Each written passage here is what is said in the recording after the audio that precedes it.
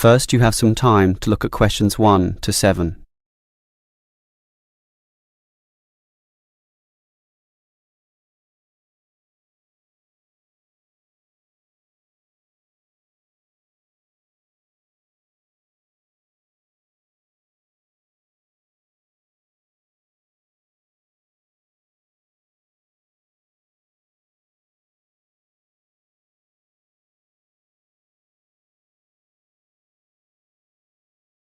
Now we shall begin. You should answer the questions as you listen, because you will not hear the recording a second time. Listen carefully and answer questions 1 to 7. Hello, can I speak to... the advert doesn't give a name. Well, the name is Bob, and I guess this call is about the car I'm selling, right? Yes, my name's Francis, and I'm definitely interested. You'll like my car then. Clean, neat, nice. What sort is it? Oh, the original model was called an Echo. You know, like the echo a sound can make. But then they changed the name to Yaris just before I bought it. Yaris. I don't know why. I liked the old name, and it's the same car, but that's what it's called. So, what's the colour? The ad says it's cream-coloured. Like cream, then? Yeah, well, it's more of a yellow colour, actually. Not cream? No, I don't know why I said that. It's like a canary, and small like one, too. So, what about the power? How many cylinders does it have? 4 or 6? My brother has a 6-cylinder car and says it's very powerful. Well, this one's 4 only, but I find it fine for city driving. As long as you don't intend to drive this car interstate or across the country, it does the job fine. That's okay. I just want the car basically for commuting to work and maybe some weekend trips. Is it 2-door or 4-door? I suppose it's not 4-door. The car's too small for that, right? Right, just 2 doors, as you say. The front seat bends forward to allow entry into the rear. That's fine by me. This car is just for my girlfriend and I anyway. What about accessories? Radio, CD player, anything else? Does it have an air conditioner? Well, no, it doesn't, but I don't find that a problem. I just open the window. I mean, if you really want, you can pay to have an AC installed. Basically, the only additional feature this car has is a radio, but it's still a great deal. That depends on the price. You say you want $12,800, right? Yep, about that. Well, obviously you expect the price to be reduced to an even figure, right? Well, I don't know. $12,000. $12,500, maybe. If you can lower it a bit, I'll come and have a look, okay? Okay. Let's say $12,400, but I won't lower it any more than that. Certainly not to $12,000. Well, if I can get that better price, I may come over this afternoon. But what year is this car? How old is it? My brother's got a 12-year-old car and it's showing problems. Well, my car was brand new only 3 years ago, but it still looks like it's only been 1 year on the road. Okay, that sounds good. Before you hear the rest of the conversation, you have some time to look at questions 8 to 10.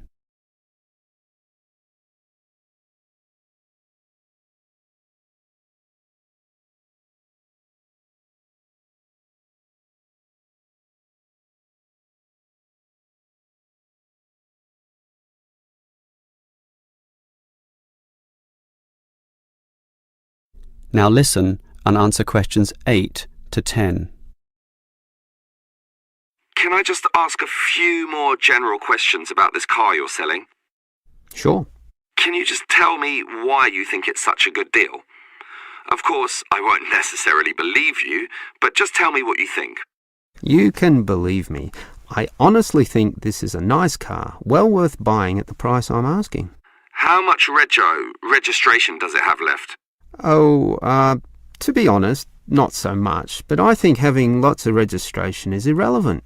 It's the car you're paying for, the quality and advantages of the engine itself.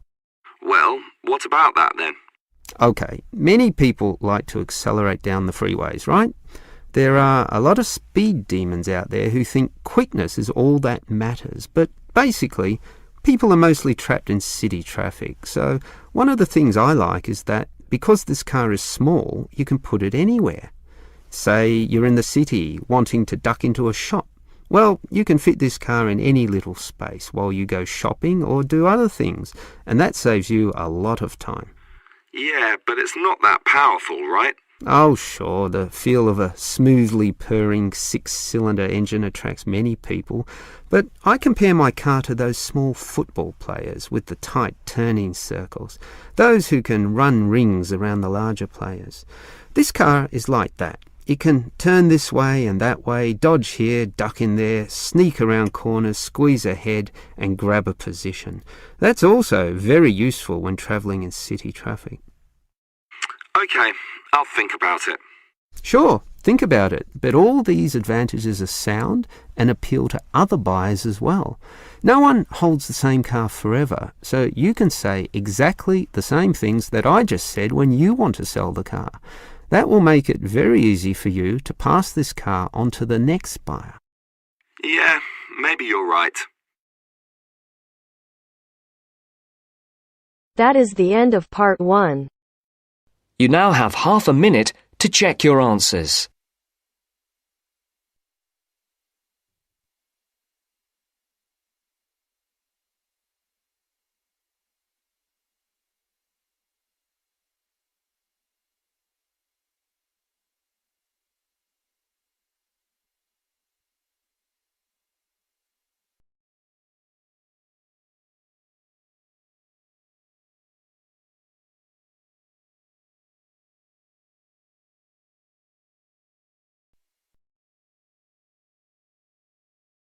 Now turns to part 2.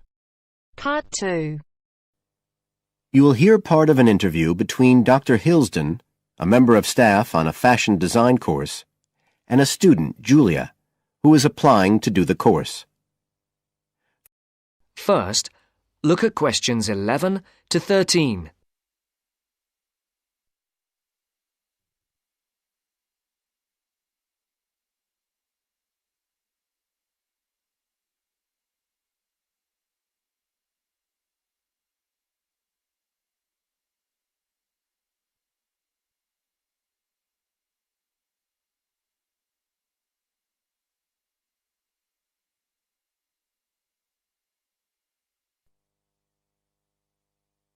Right, Julia.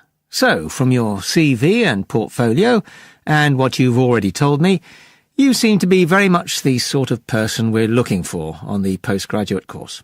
So tell me, you finished your fashion design course in London 4 years ago. Did you think of carrying straight on and doing a higher degree at the time? Yes, but there were financial pressures. So I ended up working in the retail industry, as you can see from my CV. And actually, it was a very useful experience. In what way? Well, I was lucky to get the job with Fashion Now. They're a big store. And one of my priorities was to get as much experience as possible in different areas. So that was good because I had the chance to work in lots of different departments. And having direct contact with the customers meant I was able to see how they reacted to innovation, to new fashion ideas. Because with Fashion Now, a designer might show something in New York or Milan, and there'll be something similar in the shop within weeks. So that was probably the most useful thing for me. Right. And so what's made you decide to do a postgraduate course now? Well, while I enjoyed working at Fashion Now, and I learned a lot there, I felt, the way forward would have been to develop my managerial skills, rather than my skills in fashion design, and I'm not sure that's what I want to do. Yes. When I was doing my degree in London, I'd been interested in women's wear, but I know that there's been a lot of work done in areas like new fabric construction. And though I'm not intending to go too deeply into the technology, I'd be very interested in looking at how new fabrics could be used in children's wear. So I'd like the chance to pursue that line. Yes, good. And are you at all concerned about what it's going to be like coming back into an academic context after being away from it for several years? No, I'm looking forward to it. But I'm basically more interested in the application than the theory, or at least that's what I've found so far. And I'm hoping the course will give me the contacts and skills I need eventually to set up my own enterprise. I'm particularly interested by the overseas links that the department has. Yes, many of our students look overseas or to international companies for sponsorship of their projects. Before the talk continues, look at questions 14 to 20.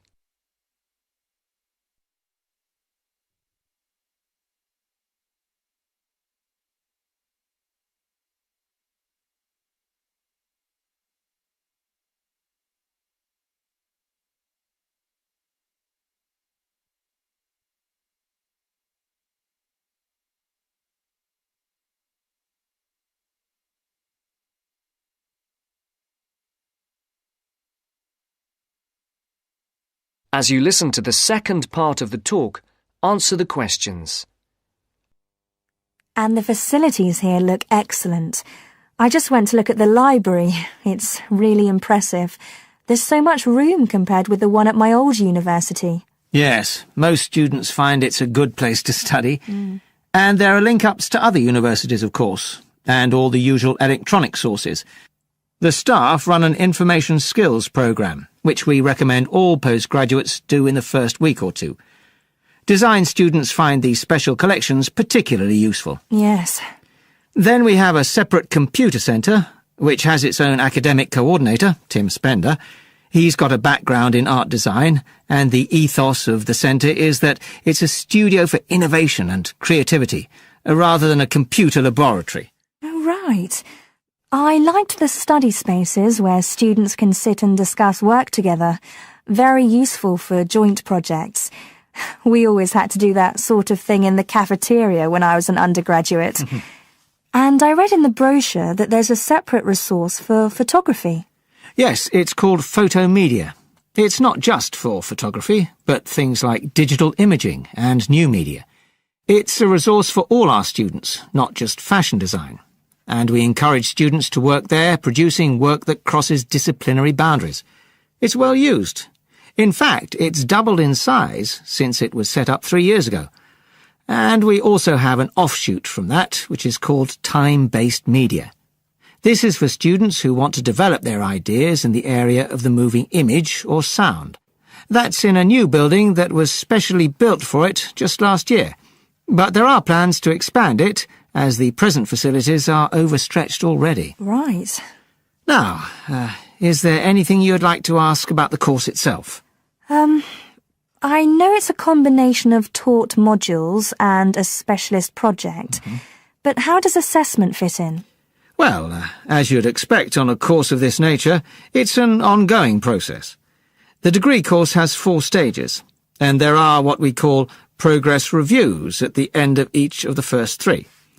Then the final assessment is based on your project. You have to produce a report, which is a critical reflection on your work. And is there some sort of fashion show? There's an exhibition. The projects aren't all focused on clothes as such. Some are more experimental, so that seems more appropriate. We ask representatives of fashion companies along, and it's usually well attended. Right. And another thing I wanted to ask. That is the end of part 2. You now have half a minute to check your answers.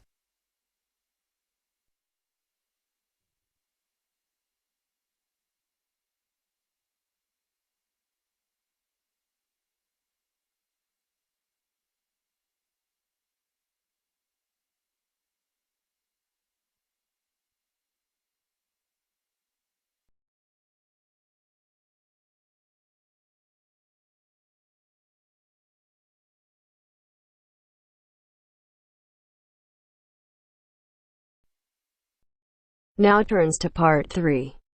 Part 3. You will hear a conversation about tea between an expert and a reporter. You have 30 seconds to look at questions 21 to 24.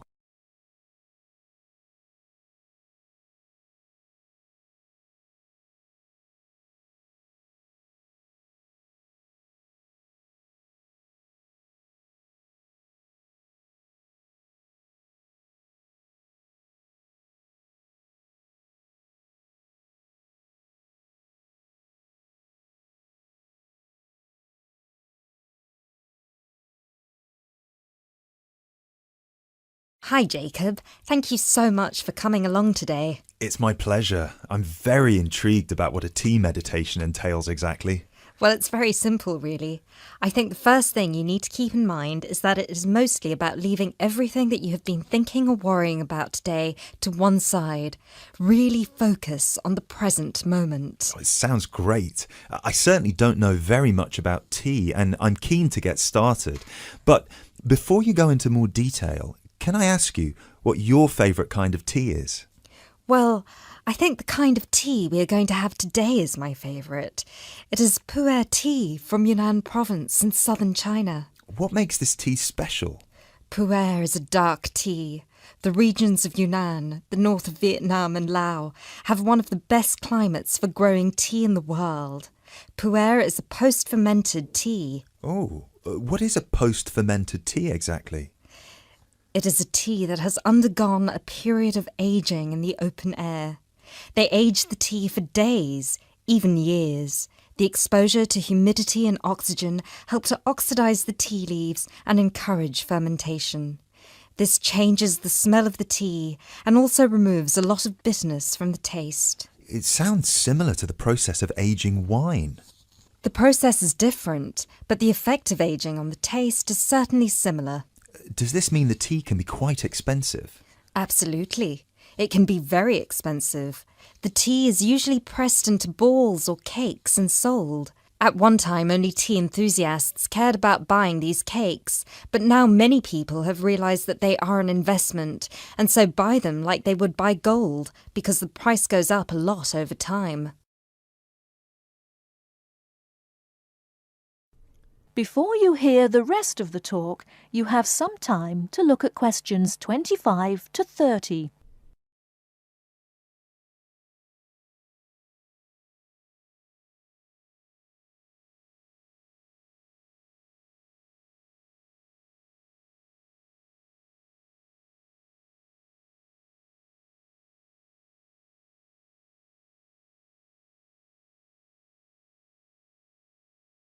Now listen and answer questions 25 to 30.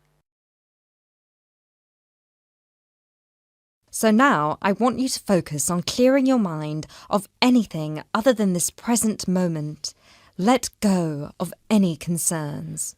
OK, one slight problem. I will need to record our conversation, and I will need to take notes for the article. I plan to write about this for my newspaper. Is that OK? Oh yes, of course. Whatever you need. Thank you. I'll try to keep my notes to a minimum. Good. So, where was I? Oh yes, I think very few people really appreciate the complexity and variety of tea that exists in the world. Right. Most people are maybe like me and just use tea bags. Exactly. And with a tea bag, the tea is trapped inside and cannot move around freely. You can really taste the difference drinking a brewed tea that was free to move around through all the water. So, do you ever use tea bags? Never. There are many different kinds of tea: white, yellow, black, green, oolong, matcha, herbal and many others. Each one has its own unique properties. To fully experience what each tea has to offer, you must brew it in the correct way. I also believe in only drinking tea that is picked and sorted by hand, rather than using mechanical processes. Although it takes more time, the tea made by hand is so much better that it leads to an increase in the tea's sales.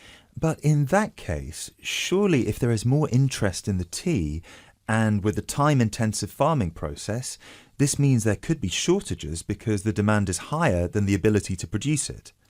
There were shortages for a while, but then an artificial fermentation process was developed in the 1970s, which helped to speed up the fermentation times. As I mentioned, this process has an aging effect on the taste of pu'er tea that is very similar to the effect on the taste of wine that you get from that fermentation process, though for pu'er tea today, we're talking about that artificial process. How can they do this artificially? The farmers gather the tea leaves into a big pile, then cover it with a large sheet or tarp. They spray water on the tea every now and then, and therefore fermentation happens faster. Usually the tea is left for 30, 45, 60 or even 90 days still. The farmer will check the tea every few days, and just by the feel of the tea, he knows whether it is ready or if it needs more time. Wow, that sounds like a fascinating process. I never realised that there was such a science behind producing tea. Well, now you are ready for the best part, the tasting of it. That sounds like a very good idea to me. So what I will do now is boil the water, and we can begin our meditation. What does that entail? We need to focus on only two things. The first is your mind and body. Forget everything that you have been worrying about today. Forget about what you have to do later on or what somebody said to you earlier. Focus on your breathing and on how your body feels. If you have aches and pains, acknowledge them. Pinpoint where there is tension in your body and try to release it. Oh, yes. I can really feel tension in my shoulders. Let it go. Close your eyes if that helps. Take deep breaths in and out. Soon we will drink the tea. When you drink it, think about the taste and how it feels on your tongue. Is it easy to swallow the tea, or do you need to gulp it? Can you brew the tea leaves more than once? Oh yes, you can brew some teas more than 10 times. Now we will shift to noble silence, focusing only on ourselves and the tea. Enjoy.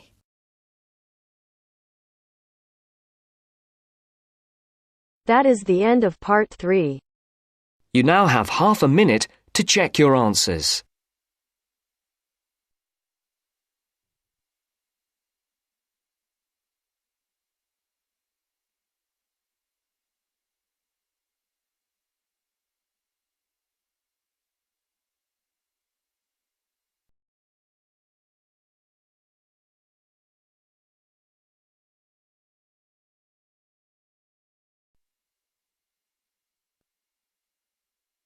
Now turns to part 4. Part 4.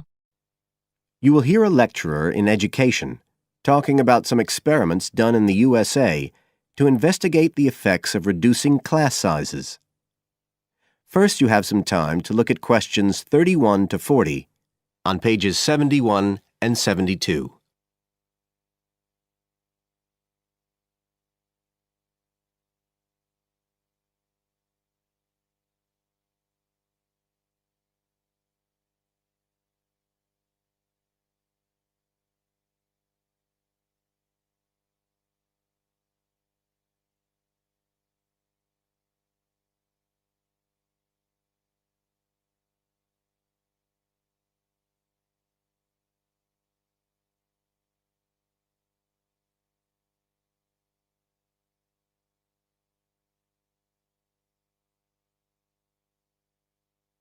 Now listen carefully and answer questions 31 to 40.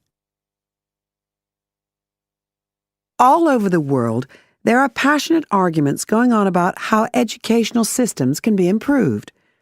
And of all the ideas for improving education, few are as simple or attractive as reducing the number of pupils per teacher. It seems like common sense.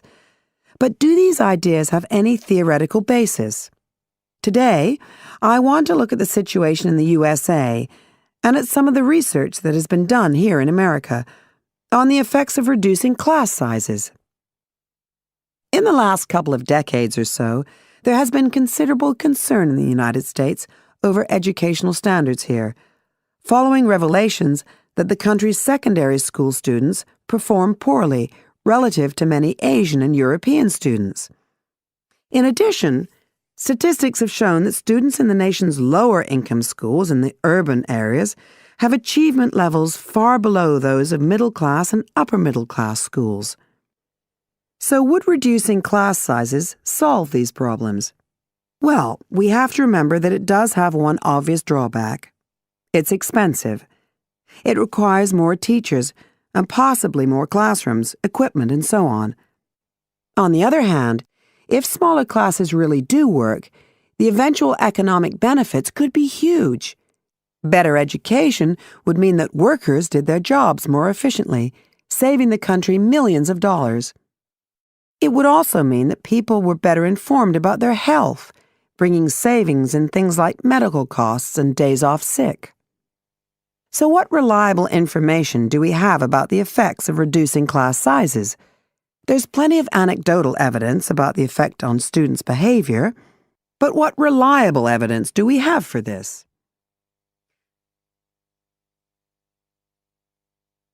Let's have a look at 3 research projects that have been carried out in the USA in the last couple of decades or so. The first study I'm going to look at took place in the state of Tennessee in the late 1980s. It involved some 70 schools. In its first year, about 6,400 students were involved, and by the end of the study, 4 years later, the total number involved had grown to 12,000. What happened was that students entering kindergarten were randomly assigned to either small classes of 13 to 17 students or regular-sized classes of 22 to 26. The students remained in whatever category they had been assigned to through the 3rd grade, and then, after that, they joined a regular classroom. After the study ended in 1989, researchers conducted dozens of analyses of the data. Researchers agree that there was significant benefit for students in attending smaller classes, and it also appears that the beneficial effect was stronger for minority students. However, there's no agreement on the implications of this. We still don't know the answer to questions like how long students have to be in smaller classes to get a benefit, and how big that benefit is, for example. The second project was much larger and took place in California. Like the Tennessee study, it focused on students from kindergarten through to grade 3, but in this case, all schools throughout the state were involved. The experiment is still continuing, but results have been very inconclusive, with very little improvement noted. And the project has, in fact, also had several negative aspects. It meant an increased demand for teachers in almost all California districts. So the better-paying districts got a lot of the best teachers, including a fair number that moved over from the poorer districts. And there were a lot of other problems with the project. For example, there weren't any effective procedures for evaluation. All in all, this project stands as a model of what not to do in a major research project. A third initiative took place in the state of Wisconsin at around the same time as the California project began, and it's interesting to compare the two. The Wisconsin project was small. Class sizes were reduced in just 14 schools, but it was noteworthy because it targeted schools at which a significant proportion of the students were from poor families, compared with California's one-size-fits-all approach. Analysts have found that the results are very similar to the Tennessee project, with students making gains that are statistically significant, and that are considerably larger than those calculated for the California initiative. Now, I'd like to apply some of these ideas to the latest.